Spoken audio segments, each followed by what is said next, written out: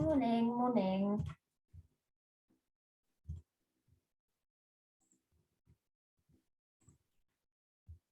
Welcome all. I'll just let people continue to join before we start.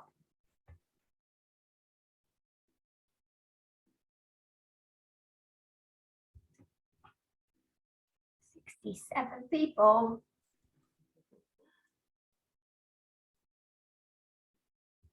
Welcome. Hello. We're just letting people join before we get started because it can take some time for everyone to be let in. Feel free to use the chat to introduce yourselves as well. We've got lots of people on today from lots of different places. Okay, we're slowing down. So yeah, welcome everyone. Welcome to this Sustain webinar, the Sustain and Sustainable Food Places webinar.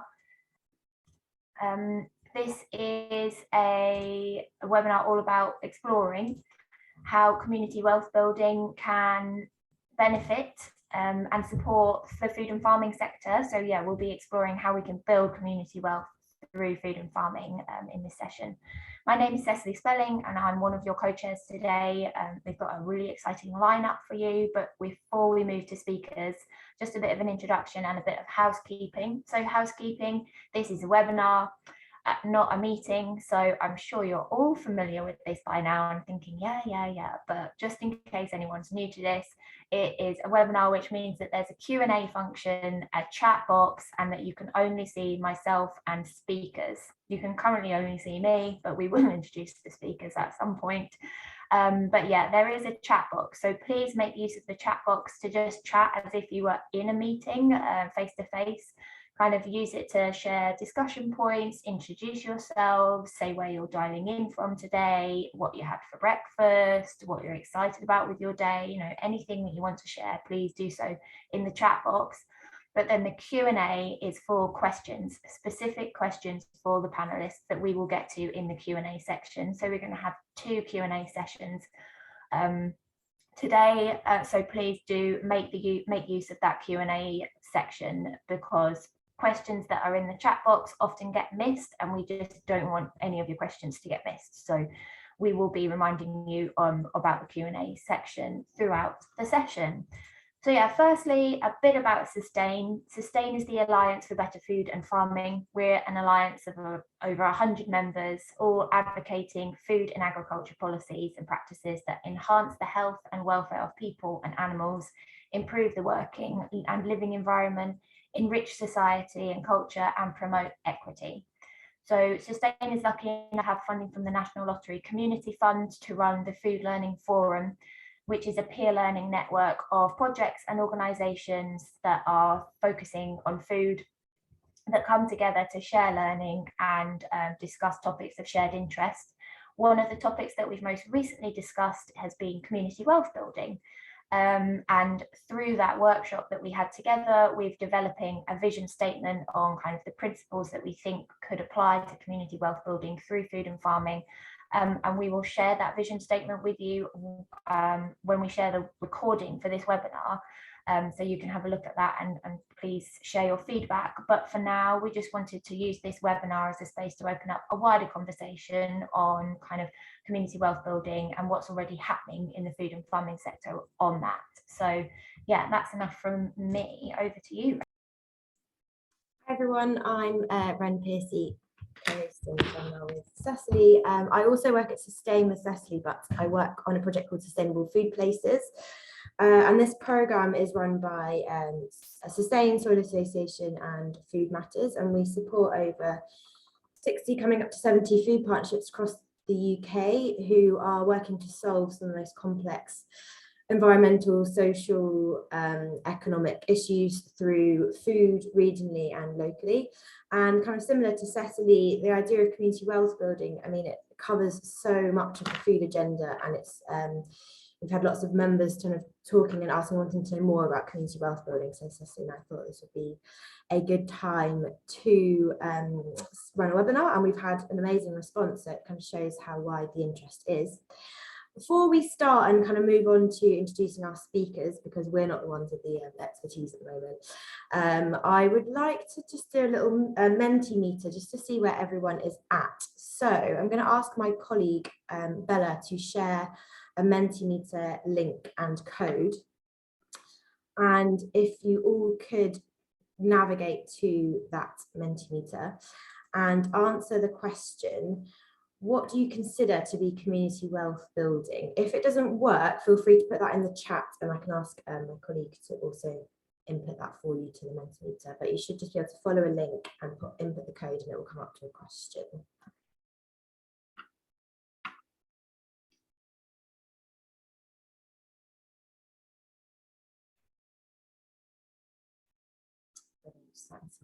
Cancelling the original, investing public money in communities, using local resources to enrich the lives of members of the community, recirculation of wealth locally, common resources. Brilliant, lots coming through. So Cecily and I will go through these at the end of the session and we'll share kind of highlights of what everyone believes to be community wealth building, developing community assets. Brilliant. Cycle resource locally through local partners is real great. Fantastic. And Cecily and I have also started to put together a document on community wealth building, so this will be really useful. Fantastic. I will stop sharing and we'll share these at the end. And I'm going to share the agenda for today. So I would like to pass on first to Frances Jones from CLES, and I will let her introduce herself because she's going to talk about kind of community wealth building in a wider context of what it is really, because they are the experts at CLES. So without further ado, I'm going to pass over to Frances, or I think Fran is what you prefer, Fran, isn't it? And I will stop sharing my screen.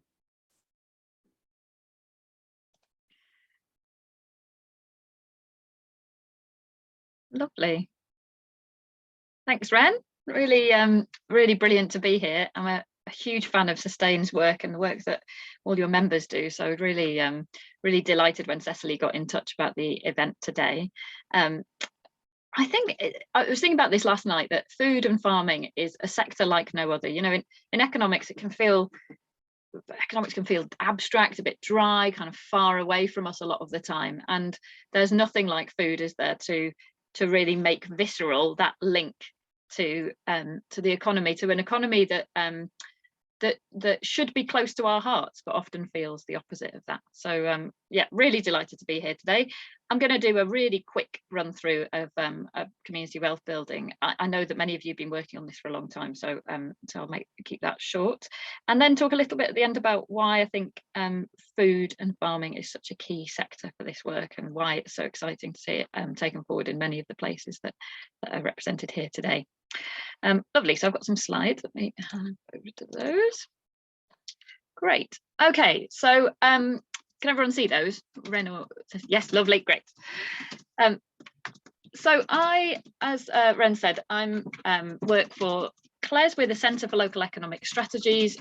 We've been around for about 35 years, and our work has come from the people that we were set up by, which were local authority officers and politicians, really hungry for a different model of support for economic development, to find ways of doing things which really enabled local places to build local economies which are good for people, for planet, and for their places.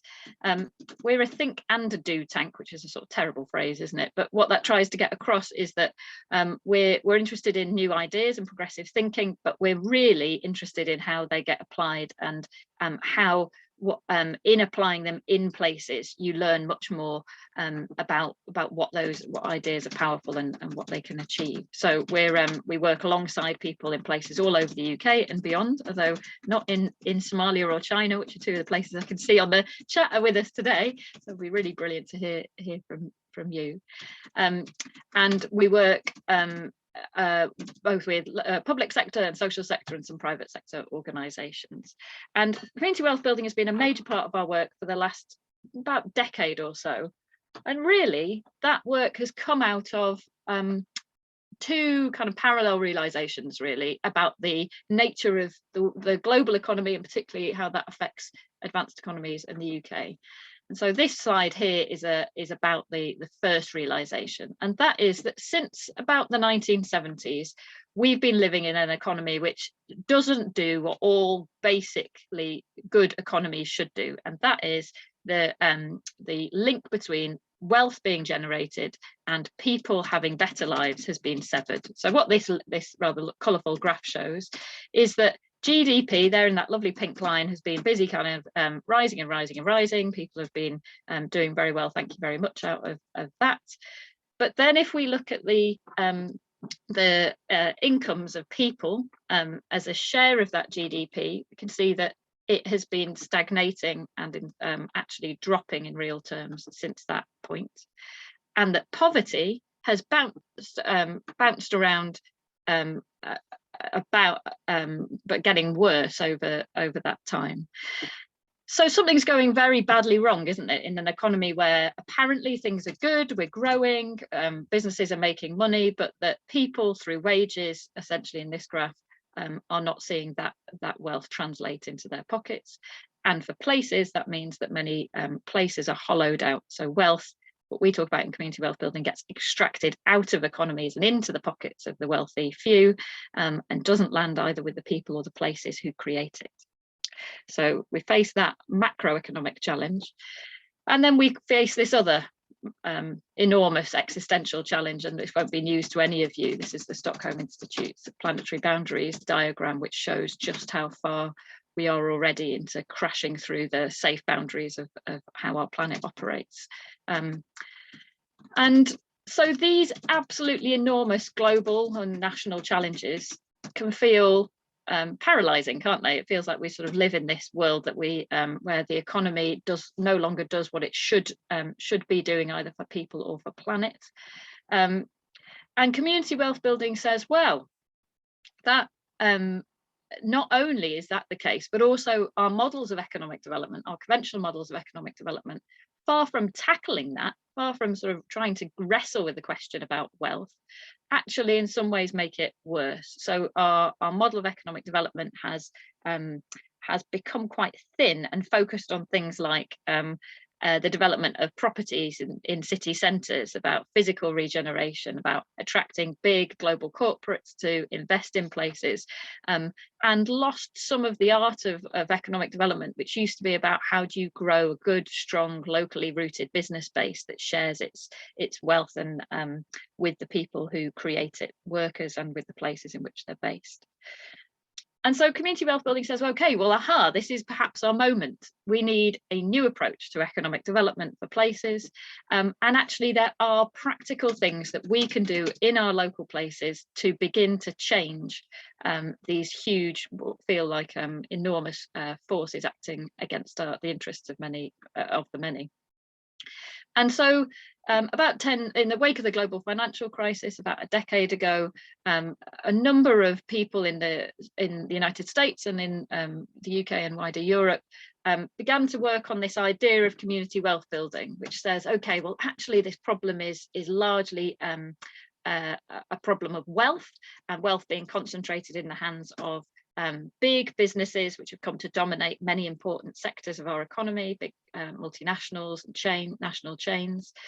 And what we need is an approach to economic development which actually breaks up that wealth, and instead of seeing that wealth extracted out of places, starts to see it held more by the people who create it in the places where it is created. And so this is a people-based approach to economic development, interested in how people are doing rather than GVA figures or wealth created for individuals.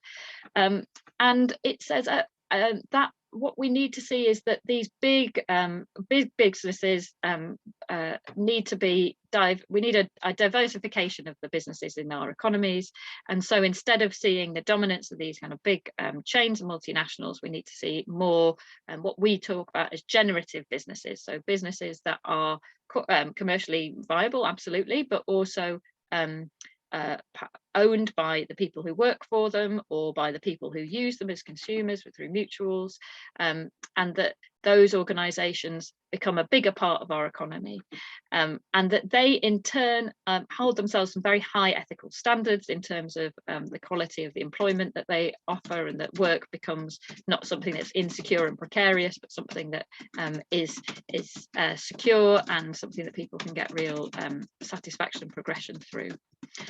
And so this kind of great diversity and flowering of small businesses and of startups, co-ops, social enterprises is what we want to achieve through community wealth building.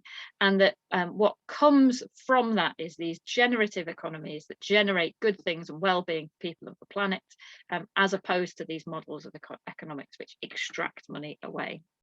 So we can all agree with that, can't we? It all sounds absolutely marvelous. But we have a problem, because actually that work has been done by huge numbers of people in many places for many years, and individuals setting up, and we can all think of them, you are many of them, those brilliant organizations who are going against the grain of the global and national economy and managing to achieve that magic, that model of business operations where what you're creating benefits the people who work for you in the places that you work in. But community wealth building says, but the trouble is that it's the individuals and organizations alone are facing too strong a headwinds to make that actually gain traction in the economy. It says, okay, well, community economic development is brilliant and has created so many good things, but how can we scale that so that it starts to change the whole economy of a place, rather than just be heroic individuals trying to break through the cracks? And that's where we get to this idea of the power of anchor institutions. And many of you will be familiar with this phrase, but anchor institutions are big, often public sector, but not always, organisations rooted in place, big spenders through their own meeting their own needs in terms of goods and services, big employers, often holders of land and property in place, rooted in there. Leeds General Hospital is not going to go and move to Plymouth next week just because the tax incentives look better, for example. So these anchor institutions are often very significant parts of the economy. I was looking at some figures for Leeds yesterday, and 1 in 7 jobs in Leeds is with an anchor institution. And so these organisations have the potential to define how their economies operate. And so what we say in community wealth building is, well, if we can harness their potential and change the logics in many of those organisations, so cost is no longer king, but actually they are seeking in their business operations to embed the principles of a well-being economy, as we talk about it in Scotland, then we can get that scale and heft and power that community economic development and grassroots work struggles to get. And crucially, if we can marry the heft of those anchor institutions with the energy, the connection, the relationships and the work that goes on at grassroots level, well, then we've got something to really, really go at in terms of changing economies. Francis, 1 minute. Lovely, thanks, Cecily. So we do that through thinking about these 5 key principles of community wealth building, thinking about spending, workforce, land and property. How can those big anchor institutions use their land and financial assets to spend more with local generative businesses and change the nature of the business in their environment, in their place? And then one last final thing before I wrap up. Importantly, this is not just about doing that in general, it's about being very conscious and targeted, because what we're trying to do here is transition economies away from the way that they operate now as largely extractive to something different, and the tactics of that are really important. So this diagram here explains how we in CLES think about where are the sectors to concentrate this work. And I'm sharing this as my last slide today because for us in CLES, the food sector sits bang on in the middle of these target sectors. It's a foundational sector to the well-being and survival of local people in their places. It's a sector which is too often dominated by big extractive players, and it's a sector that we know is going to be growing as the economy changes in the UK. And so that is why I'm so delighted to be here today and looking forward to hearing about the people who are doing the real work on the ground. So thank you very much. Amazing. Thanks so much, Francis. Yeah, lots of really interesting points, and I think the principles are really helpful for people to take away. I mean, what you talk about in terms of, you know, the broken system that we're working with, that's why we've ended up with 315 people signing up for this webinar, because there's so much interest in and recognition that the status quo isn't working. So it's nice to kind of have an alternative. It's hopeful, it's positive. That's how we like to continue 2022, I think.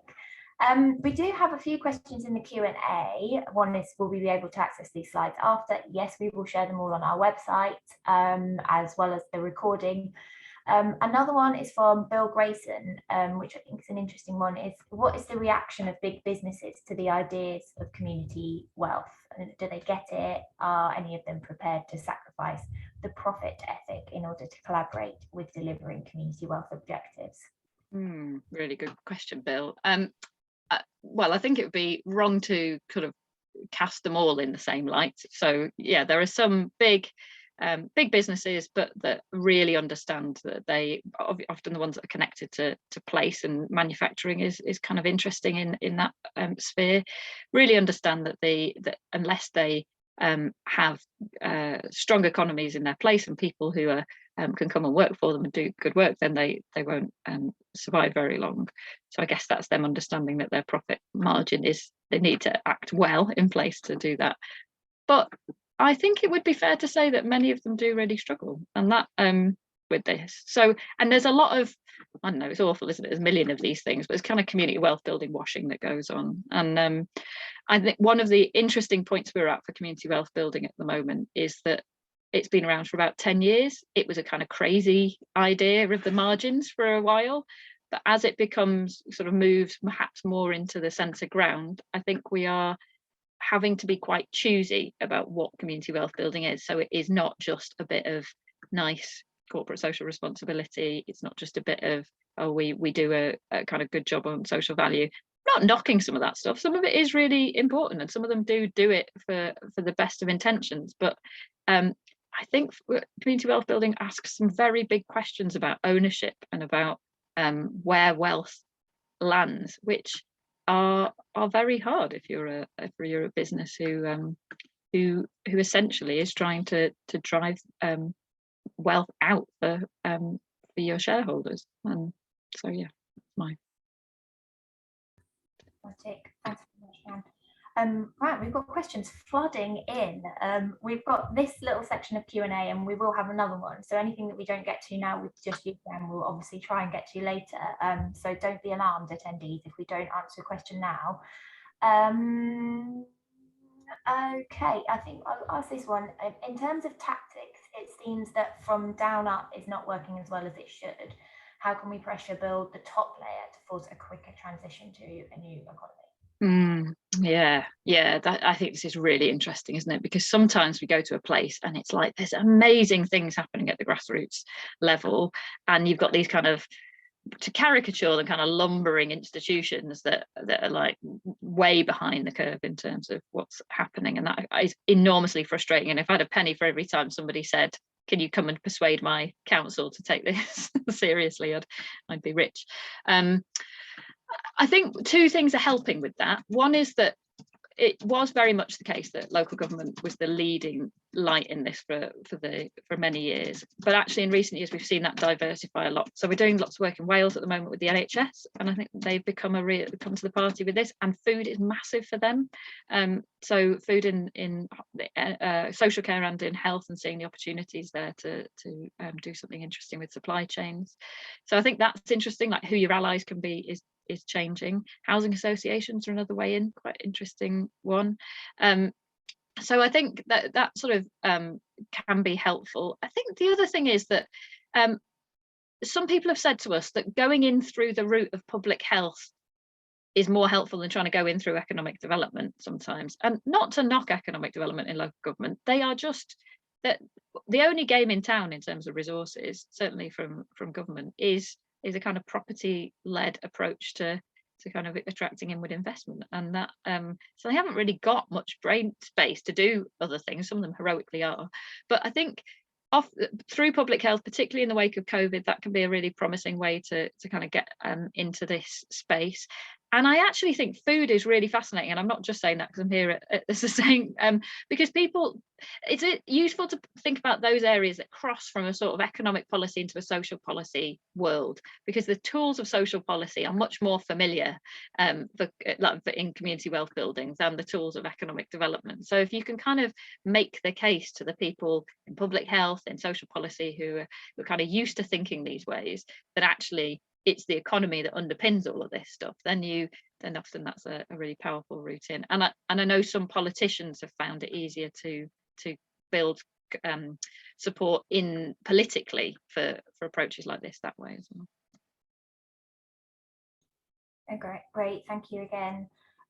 Okay, another one which I think is also interesting, so many interesting questions, is have you seen the anchor organisations having a detrimental effect on the grassroots ethics, passion and energy because of their size and culture?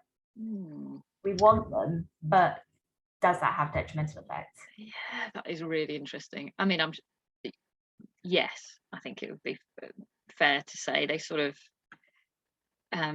it's two things really, that partly the kind of bureaucracy can wear anyone down, can't it, but also that I think in the sometimes in the way that they are unconsciously unconscious of the power that they have to to make or break things. I think that you can have one bit of the council who think of estates departments and asset management teams, and anyone who's had anything to do with them will know that it's the worst job in local government. They can kind of crush things almost unwittingly sometimes. So I think that, and I'm a huge fan of local government, but that definitely happens. I think the real the ones that really get it are the ones that realize that actually they can have all the intent they want in the world, but it won't work unless they've got people working with them at a community level. And to give you a really concrete example of that, we've done a lot of work in Birmingham with a hospital trust there, who realized that they had a lot of migrants in their community who were medically qualified but weren't able to work because they couldn't afford the English language to do their English language qualifications, or their professional registration fees were really high. And so they started doing a piece of work of supporting people to transition so that they could get their English language qualifications up and that they could pay their professional fees. And they started doing that directly. It just didn't work. They got like 5 or 10 people in. And then they found this community organisation and said, well, what if we commissioned you to run the English language stuff for us over a 5-year period and wrap around all the other stuff that you do? And now there's like hundreds, and I'm not exaggerating, hundreds of people working in this hospital trust from all over the world who are bringing all of those skills that they've got, and they were Uber drivers or whatever it was before that, into the hospital. And there's this community, what we might call a community anchor organisation, who unlocked that for the hospital. And I think we really need to get across this kind of this message that anchor institutions alone just cannot get the reach and the relationships that you need to do this work. Really interesting stuff. Thank you so much, Fran. We are out of, I'm going to make us move on, but we've got so many amazing questions, and I think a lot of them are relevant for the wider panel discussion at the end around kind of access to land, like global inequity. So we'll get to them. But Fran, if you do want to take a look at the questions, you can answer some of them, type your answers as well. We also thought that you were typing and talking at the same time, and I was very impressed, and some other people in the chat were very impressed, but I think there's someone else in the room that is typing. Yeah. I've definitely not mastered that yet. Very impressed, but yeah, okay, right. So thank you so much. And now we're going to move over to North Ayrshire Council, to Valerie and Carolyn Hope. Over to you guys. Hi everyone, thanks for having us here. I'm really pleased to be part of this group and share what we've been doing in North Ayrshire. So I'm going to start off things from North Ayrshire Council.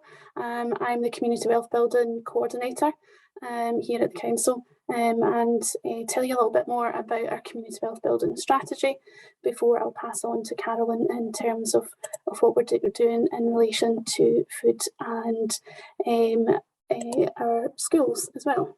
So bear with me as I share my slides.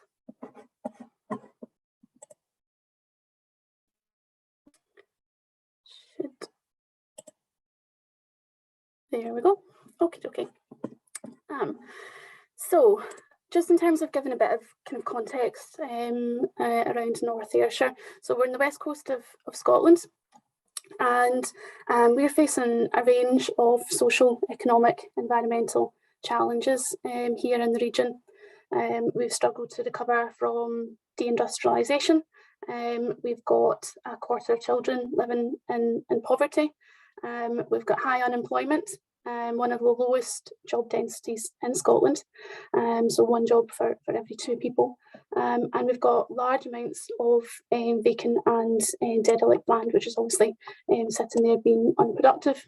And in 2019, we declared a climate emergency, and so we're taking action to look at reducing carbon emissions across North Ayrshire, and with an ambitious target to reach net zero carbon emissions by 2030. So, you know, these are the challenges, the background that we're set against, and we know that there's a clear link between poverty and the economy and how it functions. And it was evident from what we were seeing that our traditional approaches to economic growth and economic development were not working for us.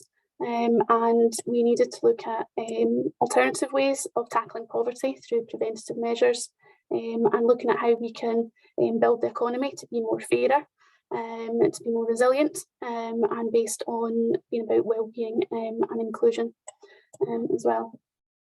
So just in terms of community wealth building, Fran's already gone over what community wealth building is, so I'm not going to dwell on this, but to cut a long story short, we looked at community wealth building as a way of tackling our challenges in North Ayrshire.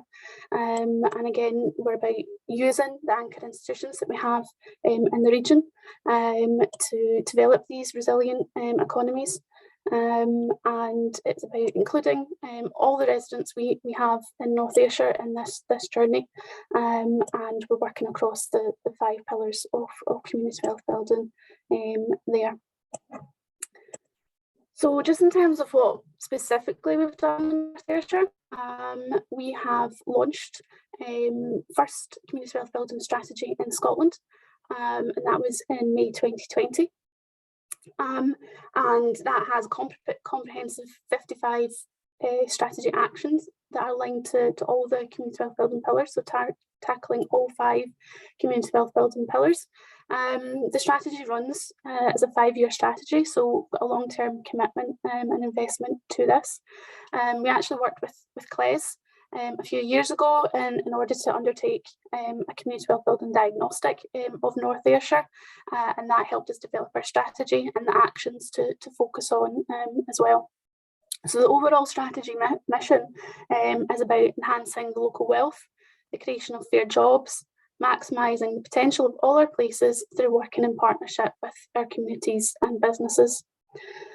So essentially, in order to do this, we've brought along a number of new staff, so 11 new staff in total across various teams within the council, a lot within economic development teams, but also and our connected communities team as well. So we've got that communities element and focus as well. We've also got an investment fund to support the work that we're doing, and to support our local residents, our communities and businesses in order to undertake community wealth building adaptations or climate change adaptations as well. And this is all really about us taking a place-based approach to developing the local economy. We have our teams aligned to 6 what we call localities, sort of geographical areas within North Ayrshire.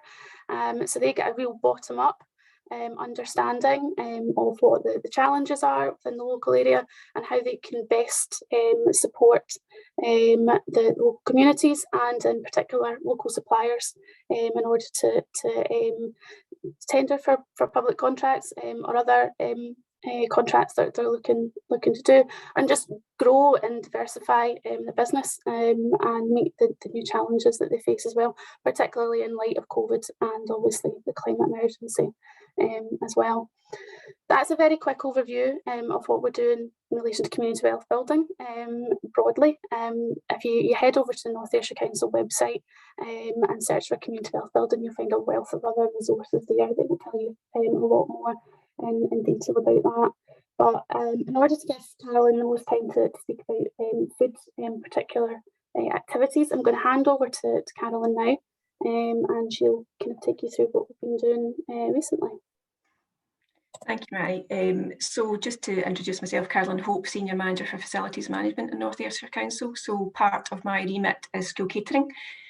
So today I'm going to take you through our Food for Life Served Here programme and what we're doing in North Ayrshire.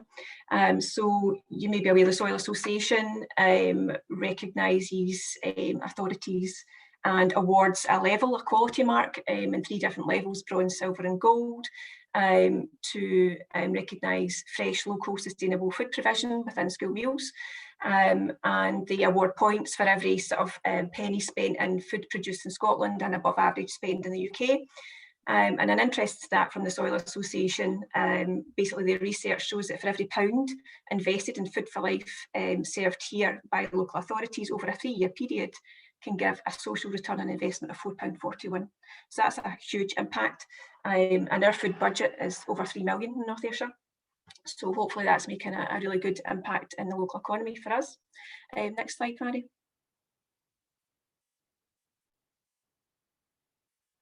So our journey, just to give you a little bit of background on that, pre-2013 we weren't great in terms of our food. I think we used quite a lot of processed food and a lot of frozen food provenance. I don't think anyone ever spoke about it or thought about it.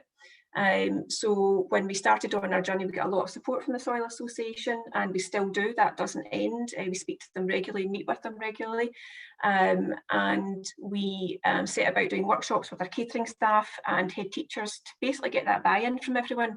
Why are we doing it? What do we want to achieve?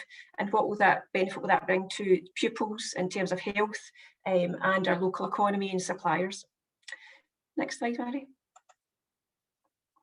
So we have been gold Food for Life served here since 2013. We went straight in for the gold and we got it. So that served across, that quality of food is served across all of our primaries, 50 primaries in North Ayrshire, 41 early years settings and 1 of our 9 high schools. So they're all accredited at gold level. We're just currently going through our audit for this year as well. So that basically celebrates the fresh produce that we sell across or produce across all of our schools, and all the meals are freshly prepared every day. So the fresh food spend on local and Scottish produce is around 48% of our food spend, and the ingredients spend on food produced in the UK is around 95%. So all of the food, all of the milk, yoghurt, cheese, seasonal fruit, vegetables are all from Scotland when they're available. We've got eggs from a free-range local Ayrshire farm, and all our fresh fish is Marine Stewardship Council certified sustainable seafood and fully traceable. I'm sorry to interrupt, but just a 2-minute warning. Okay, thank you. None of our food contains undesirable additives or trans fats or anything like that. It's all good stuff. And we take a lot of care around what we do. And all of our meat is ethically sourced to ensure UK welfare standards. Next slide, please, Vi. So we have a Food for Life Ambassador programme where our staff go on this, and it's run by the Soil Association to promote what we do to parents and pupils, to blow our own trumpet a wee bit. We're not too good at doing that, but we are trying. Work with local suppliers to increase local spend. We obviously, as Mary has shown you, we've got a council-wide approach to supporting local. And we've obviously got the Good Food Nation Scotland bill going through the parliamentary process in Scotland at the moment, which we're quite excited about, and hopefully that will give us again and every local authority in Scotland the levers to help to buy good, sustainable local food. So I think that's quite an exciting plan. And last slide, please. So what else are we doing? We're working with our economic development teams and procurement teams to help identify local suppliers. We're working with them to build capacity, and that's a medium to long-term project, obviously.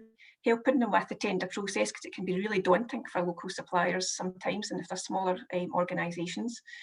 And we're working with local groups. So the Ayrshire Procurement Food and Drink Group, for example, has farmers and different local authorities and procurement groups on that, talking to them about what's coming up over the hill and what are the opportunities for our local suppliers. So giving them that bottom-up support to help them for future. It's not just a short term, it's medium to long term as well, support across all of our suppliers. So some good work going on, I think, in terms of the food that we're offering. We're very proud to be Gold Award holders, and we're continuing the journey. We don't stop, and we'll keep going and see what else we can do in terms of increasing our local suppliers. Thank you. Fab, thank you so much both. There's been lots of questions coming in the Q&A that I'm sure we'll get to when we get to that, but yeah, lots of nice comments in the chat as well supporting your work, so thank you so much for sharing. Next up, we have Sara Gonzalez from Leeds University, who will be talking about their Markets for People project. So over to you, Sara. Okay, hello everyone. Great, so thank you so much for the invitation. It was great when you asked me to come along, because I've been doing work on markets, traditional markets, which I will talk about in a minute. And we've been trying to make more links to community wealth building and food as well, which is something we're yet to get completely onto. So for me, this is a really great opportunity to try to make more links. But how can we think about traditional retail markets in the UK? How can we connect them more to food and community wealth building? So that's what I'm going to aim. Okay, so I'm going to share my presentation. Which is probably longer than 10 minutes, so I'll have to just really pace myself and probably go a bit faster at some points. So just to remind everyone, so I'm an academic. I work at the University of Leeds, and in the last 3.5 years or so, I've been working with colleagues from my university and also from outside the university, including actually CLES and the Economies Foundation and others, on a project which is trying to bring about and make visible the community value the traditional markets bring about to our towns and cities. And the funding for this project is finished a couple of months ago, so I'm bringing in some of the findings from this project. When I say traditional markets, this is the kind of markets I'm talking about. So I'm not really talking so much about farmers markets, which is what some of you might have in mind or where you might be more familiar with. I'm more talking about the kind of town markets and street markets and market halls that we have up and down the country. They vary, of course, across the country, and they don't only sell food. That's very particular of the UK, which in our markets, you know, in the UK, all kinds of things are sold, not just food. So these are the kind of places I'm talking about. And that's not to say that farmers markets can do great things as well, but I'm talking about these particular ones because they're the ones that I think have been neglected in public policy in the last decades, really. So we understand traditional retail markets, and that's the actual word that is used in the UK market sector. Traditional retail market is not a concept that I've come up with or anything.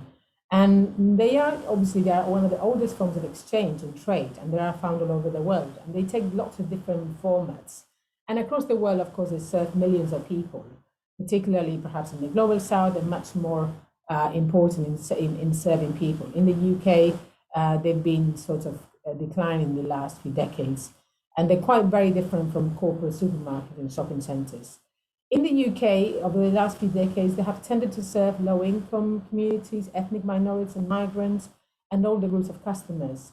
And this is really why, in particular, they have been neglected, because they are tended to serve these particular groups of people. We call them retail markets because they are distinct from the wholesale markets. And like I was saying, they sell all kinds of things, not just food. They sell carpets, furniture, cleaning products. They also have services like hairdressers, nail bars, and so on.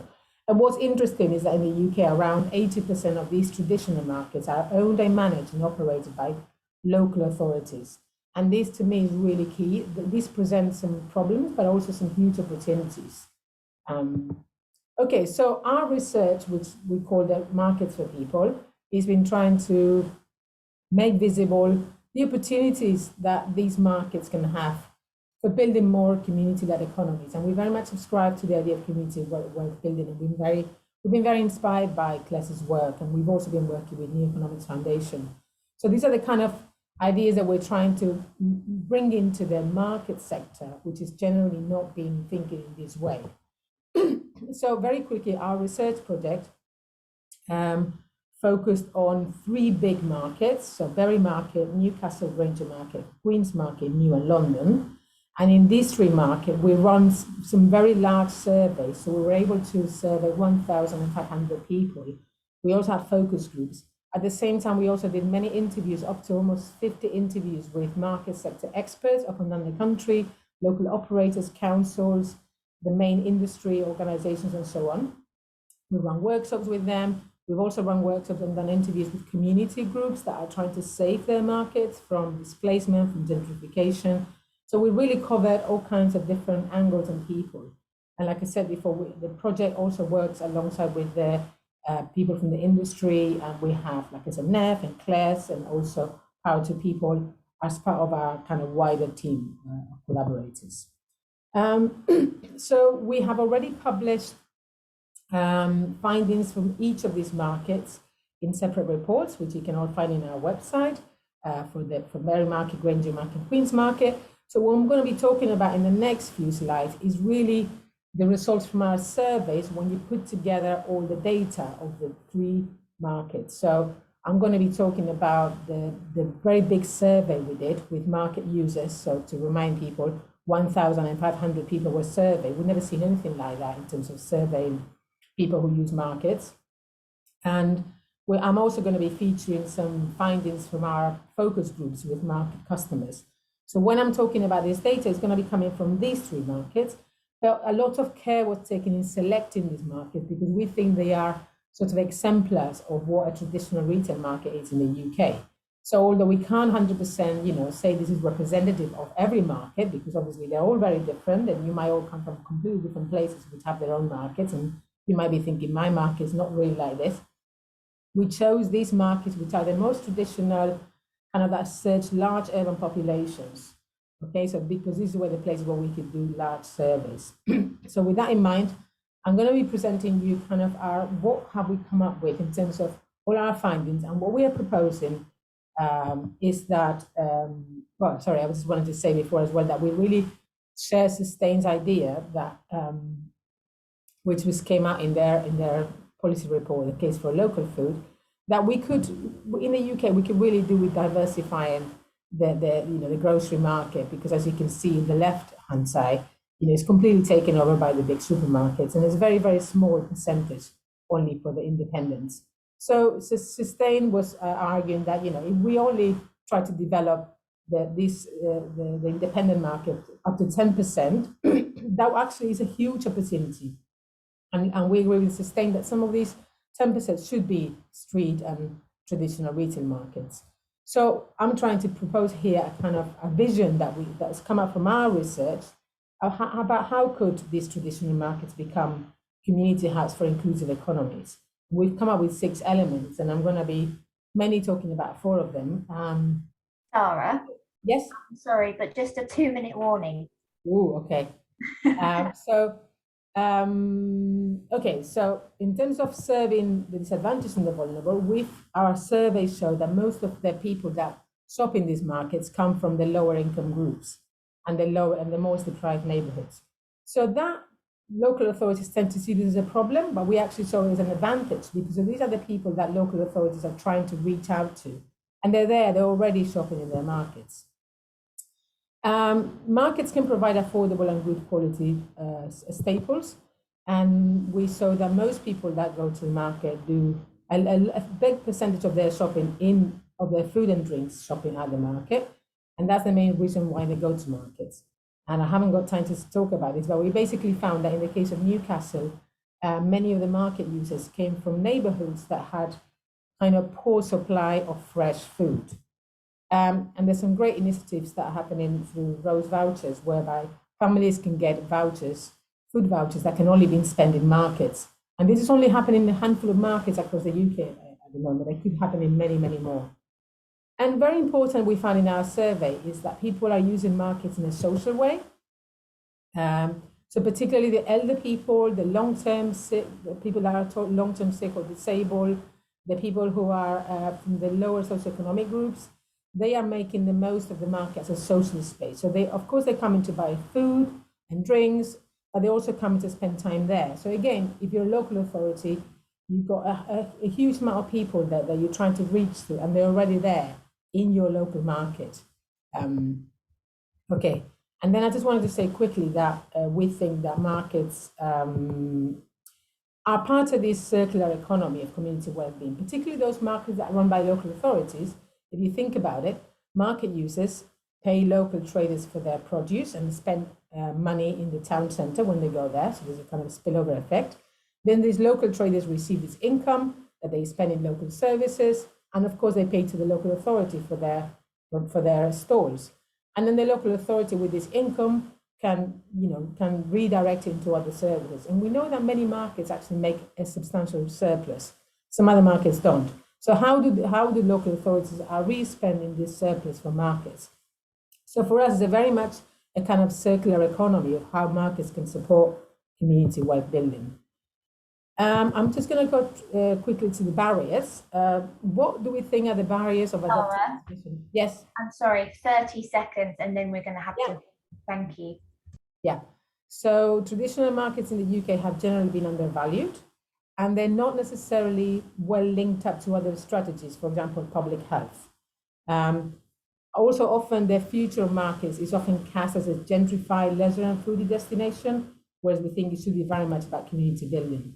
And perhaps just leave you with this slide about what can we all do in terms of making this vision a reality. Brilliant. Thank you so much, Sara. So interesting and so much good stuff there. And I believe you'll be able to share your research, so we can share that when we send an email out. Yeah, everything. Definitely. Just a reminder to use the Q&A. We'll come back to a panel discussion in 10 minutes, but before we do that, I just want to pass over to Adele, who runs Soul Farm down in Cornwall. So hand you over to Adele. Hello everyone. Sorry that I had to join in a little bit late. Trouble with, right, I can see myself now. Not that I need to see myself. Yeah, I'm actually on our farm right now. I'm on Soul Farm. We're across 3 different sites, and this is a site. I'm actually on the site where we have, love to show you, it's not very picturesque, where we have our markets, and a market midweek doesn't really look like much, so hence why I'm not going to show you. We also run an education project here, connecting young people to the farm, and that's actually in session right now. So they're over to my left. I keep looking over every now and then. They're playing some games. So what I'm going to talk about is a little bit different to what has, well, the last 2 talks that I happened to be able to see, which seem to be more about presenting the research. This is more just the experience of a small farm and how we're trying to put some of these things into practice. The story of our farm is we're in Cornwall, for those who don't know, and we are a small team of 4, only 2 people are full-time. And I started it with my partner back in the end of 2018, and we started with just a couple of acres. We've only got 4 acres now, and that's what we're operating with. And the story initially for us was that it was about trying to give our family more balance, and we hadn't really thought that much beyond it, thinking community would be a good thing, but maybe just in terms of our friends and family who we were trying to share the space with. And that bit by bit grew. We started having a community supported agriculture veg box scheme straight away from the start with our first growing season, but it was only 12 boxes that we were doing. And it was just kind of dipping our toes in, trying to work out how we were going to do this thing. And then when, well, primarily we were supplying restaurants in the Falmouth area. So that was mainly what we were doing, and the CSA was just a small part, because we wanted to keep in touch with real people in the local area and to figure out what we were doing in that respect. And then of course 2020 happened and all the restaurants shut, and if anybody has had a business that was reliant on the hospitality industry, we were in trouble. So we had to move quite quickly, be agile, and figure out what we were going to do instead. So we instead reached out to the local people. We just put shout out saying, we've grown all this stuff that you might not conventionally want to eat, but because it normally goes to restaurants as a garnish. But would people be interested in buying these? I think we're calling them stopgap boxes, or and would anybody be interested in buying these? And lots of people reached out and said, yes, we'd like to help you. We recognize that what you're doing is good, because you're growing in a regenerative way. You're growing in a way that's good for our local economy, our local landscape, and that we really want to support what we're doing. We also want to be securing our food source, because the world is feeling a bit fragile right now. So from there, we decided, actually, you know what? This feels so good to be growing food that is going to real local people. Let's grow this aspect of our business. And also we had to, because of the restaurants. It wasn't just thinking, oh, that feels good. It worked well. It was a mutual thing. It was reciprocity. So what we then decided to do was to increase our CSA. And with doing that, we thought we don't want to get into a situation where our food is only available to people who can afford a more expensive veg box, or who can afford a veg box at all. We want this to be accessible to everyone. And so we started growing an element of our business, which has become a really strong part of our identity now, around food justice. And the idea that food that is grown without sprays, that is grown in a no-dig way, that it shouldn't be just for people who are of a certain social class, or who have a certain income, or who view themselves in a certain way. But this is just real food. It's not elite food. It's not special food. It is just food that is good for everybody's bodies, and therefore it should be available to everyone. So we looked around at different models, and we really fell in love. This is something we'd kind of been thinking about before. We had heard about what a couple of farms in the States were doing. I'm sure many more do this as well. But Rocksteady Farm and Soulfire Farm in the States were running a solidarity scheme on a sliding scale, where the higher tier boxes paid for free boxes and low-income boxes. And so we looked at how we could do that in our situation. And then once we increased our CSA box scheme, I think we went from 12 to 25. And then the next time we went 40, and we just gradually increased. Now we have 100 to be able to give people a low-income box, which they can buy just a cost price, and a box that is free for those who need it to be. And the people who we found to get the solidarity boxes, we met through the local food bank. They put us in touch with them, or through the local refugee charity, and they put us in touch with resettled families that we were able to build relationships with and give boxes. We didn't just want to give people food. We wanted them to very much be full members of the community that we were offering. We have an online community. We have events at the farm. We didn't want it to just be a case of have some food, but to actually connect people and find out what they wanted us to grow as well, what food made sense for them with their diets. And it's not a perfect thing. It's always kind of learning, but it's been a really exciting area to push into.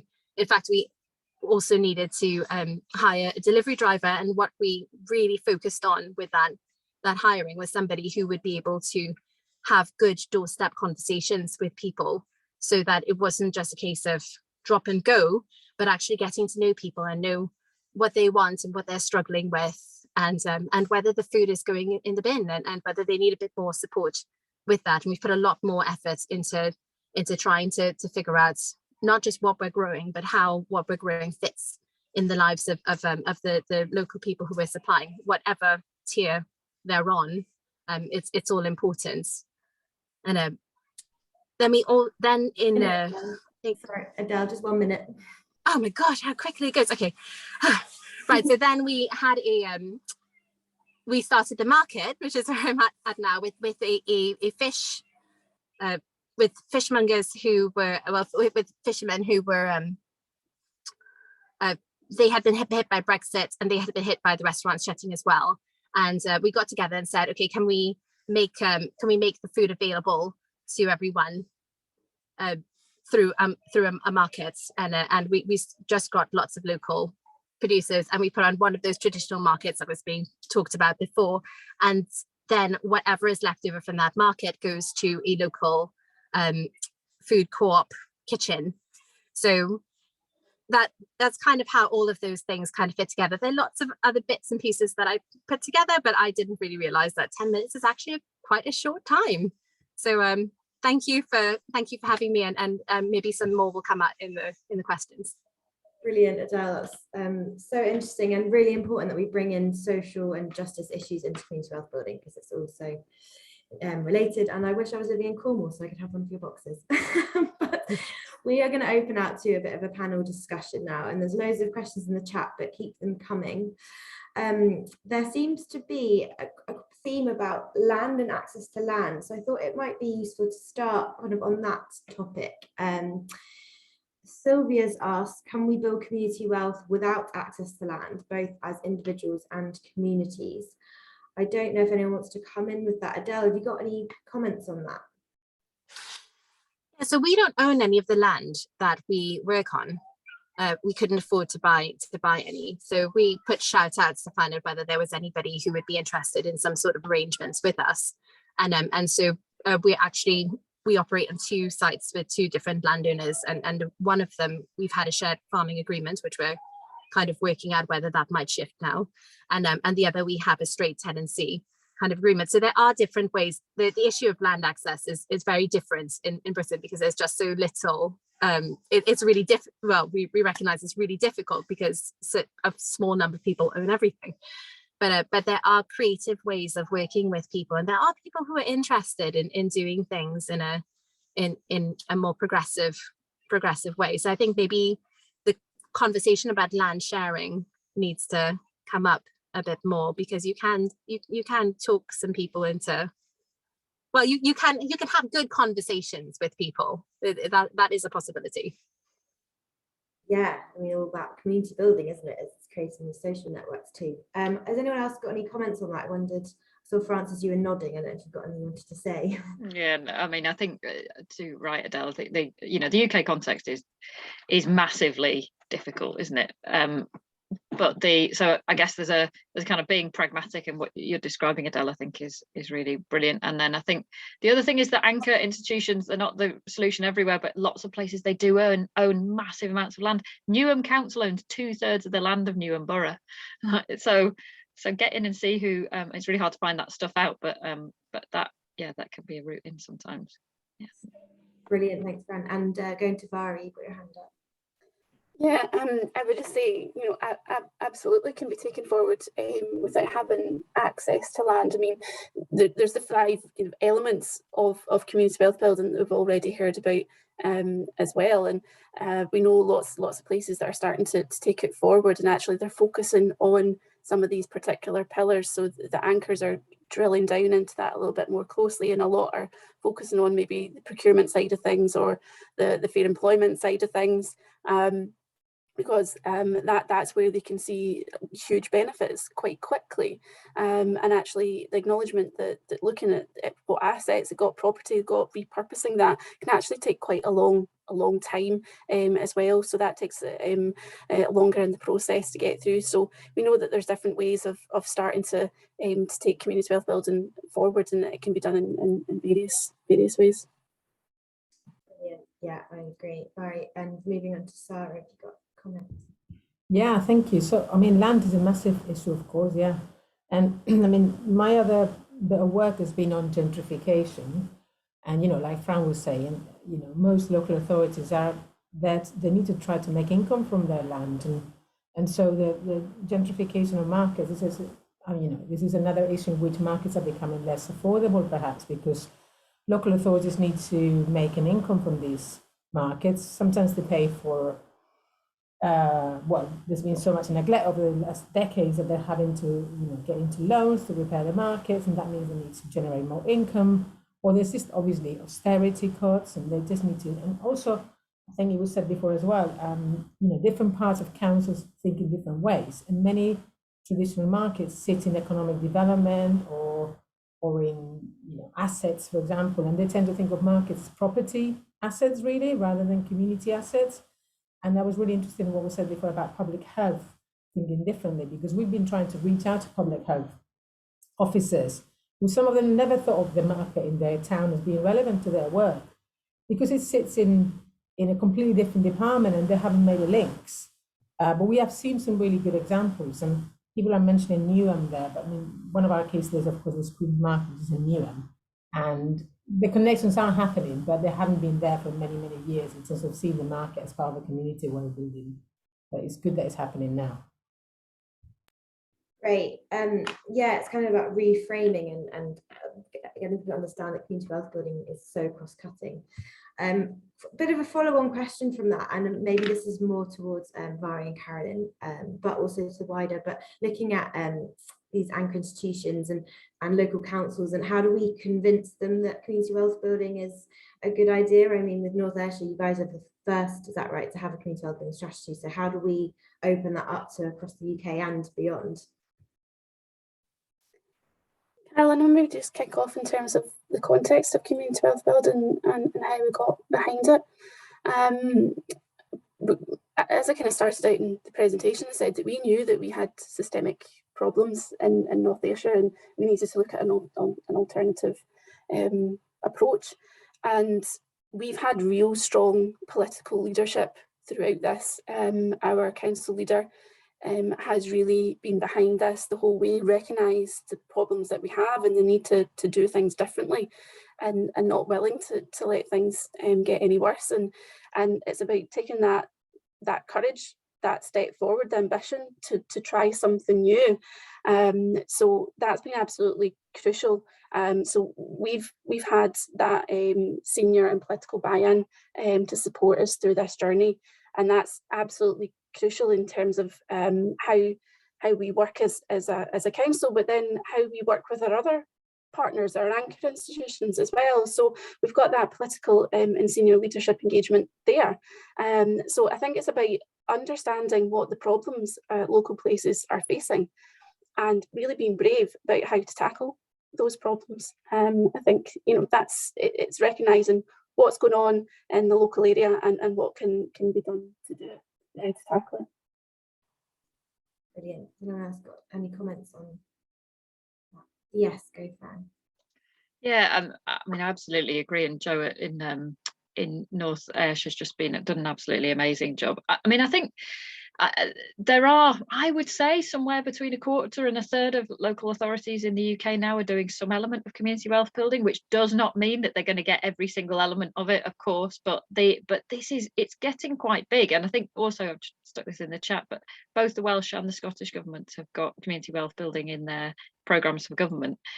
I think that's changes the frame in those places, but I think there's a balancing act to be done there, because one of the things that community wealth building at its best does is it's about local, and it's not even just local authority boundaries, it's even more local often, like that the kind of this is broken, we've got to try and reimagine our places in a different way. That energy is what's needed for community wealth building. A kind of national program kind of from the top down isn't gonna do the business, but things like the Future Generations Act in Wales, the Scottish Government's Wellbeing Economy work, all of those give a completely different frame to this work and help shift some of those blockers within anchor institutions, I think. And for those of you in England who are despairing, the NHS long-term plan in its final page of that document says we should be supporting NHS organisations to become anchor institutions in their places. So maybe that's a hook for you. Brilliant news, it's written down. Brilliant. So we've got loads of questions. I'm going to try and pick some through. I guess we're talking about finances a bit, and I mean, I think it's Carolyn talked about every pound invested, you get £4, something like £4 invest in the local community, and Adele's shown some amazing work with the growth of the veg box scheme. But there's a question which is, are panelists optimistic that sufficient funds are available for community wealth building to be anything more than nicing at the edges of the economy? Which is quite a big question, I think. And I don't know about you, but it feels like to me there needs to be this initial support and investment in community wealth building so that we can see the results on a broader scale. I don't know if anyone's got any comments on how to kind of make it mainstream. I'll just chip in just briefly, and I think just from what Fran said as well, you know, from the Scottish perspective, about the Scottish Government committing to look at a Community Wealth Building Act, and from, you know, that's a great thing from our perspective in Scotland, and we've learned quite a lot in terms of our journey in North Ayrshire Council, and we know how much capacity it requires in order to do this. So like I said, you know, we've got 11 new members of staff, and also the remit for existing staff includes community wealth building as well. So we know that it takes a huge amount of capacity, and they're absolutely, you know, resource is something that's going to be much needed in order to take this forward. So we're hopeful that national government are getting behind community wealth building, and we'll see where that takes us. Great, thank you. Yeah, yeah. I mean, I think just to back up what Barry was saying there, and you know, North Ayrshire were the pioneers in Scotland, absolutely, and that's the difference with community wealth building. There's loads of brilliant progressive economic ideas out there, but most of them aren't happening, or they're not happening at any scale. And community wealth building is, and that will mean that at some point when the tide begins to turn, there'll be this whole wealth of learning and practice and stuff happening anyway. That'll be the foundations for that, because we know that we've got a tanker to turn. So just the fact that we're kind of getting on and doing it gives me immense hope when, frankly, you're looking out at a pretty bleak macroeconomic situation. Thank you. Yes, very true. So we've got 2 minutes left, and just deciding which question I'd like to ask, because there's so many. Potentially a question about access. So access is a key issue with food, both due to income and cultural barriers. Of course, a fifth of the UK households would have to spend nearly 40% of their income to buy food for a healthy diet. How can we effectively tackle this with action from central government, and what can local authorities do? Quite a big question to end on.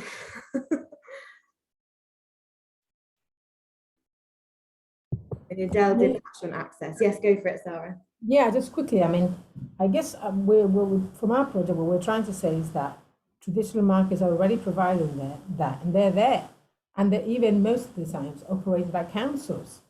So they only look more at what they've got because they are more affordable. Okay, fine. The food isn't always local, as we know. You know, you can buy avocados and pineapples and mangoes, but it is affordable food. So they have to make more links through their tenants federations. They've got this huge amounts of people they've got access to, you know, their own services. So make more links through the markets with these food vouchers that can be arranged. So that's just one small thing. Well, it's not small, but there's just one practical thing. They already operate them, and they already serve affordable food. So yeah, and well, of course, there's no markets everywhere. So setting up more markets should be another solution as well. Brilliant. That is a lovely note to start to wrap up. Thanks for such an inspiring session. I've learned so much. And as someone said in the chat, it's lovely to have all women talking about economics and community wealth building.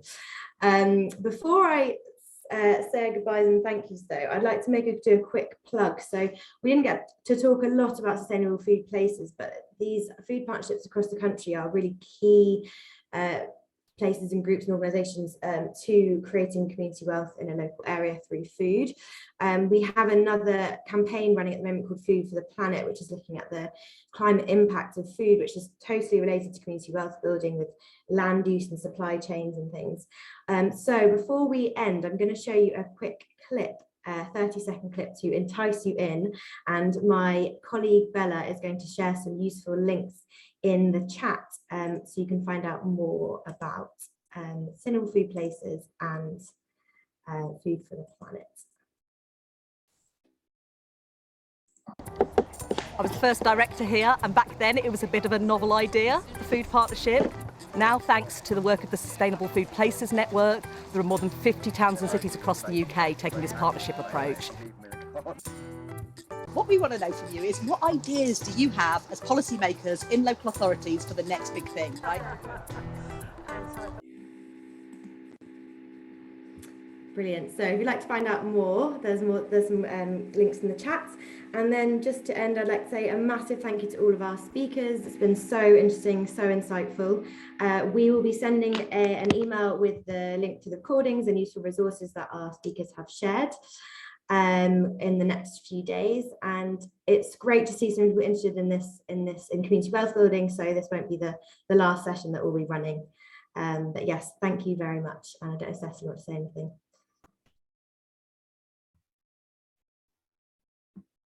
No, nothing from me. Just thanks so much, everyone, to the speakers, and yeah. We've lost Cecily's sound. Anyway, thank you so much, and we will be in touch soon.